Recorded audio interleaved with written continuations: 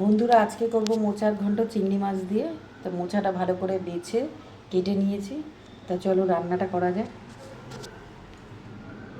দেখো, এখানে মোচা কেটে ভালো করে ধুয়ে সেদ্ধ করে রেখেছি। ভাপ দিয়ে জলটা ফেলে দিয়েছি। এই যে আলু কাটা রয়েছে, আলুটা ভাজা বসিয়েছি।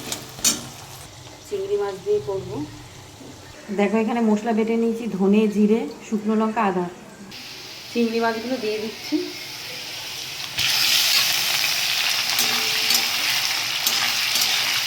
চিংড়ি মাছগুলো হালকা ভেজে নিলাম।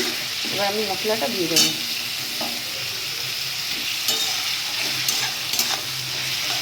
দুটো তেজপাতা দিয়েছি ছিঁড়ে। টমেটো কুচিটা দিয়ে দিচ্ছি।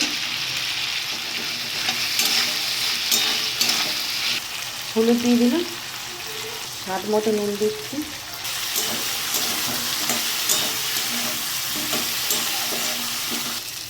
মশলাটা কিন্তু খুব ভালো মতন করে কষানো হয়ে গেছে, পুরো তেল ছিঁড়ে দিয়েছে।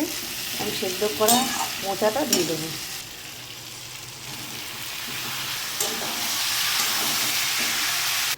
অল্প জল জল আছে। আমি 5 মিনিটের জন্য এটা ঢাকা দিয়ে দিলাম।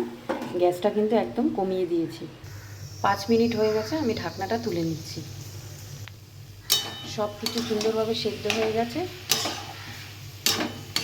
জলটাও নেই, আর পুরো শুকিয়ে গেছে জল। গরম মশলার গুঁড়ো দিয়ে দিলাম।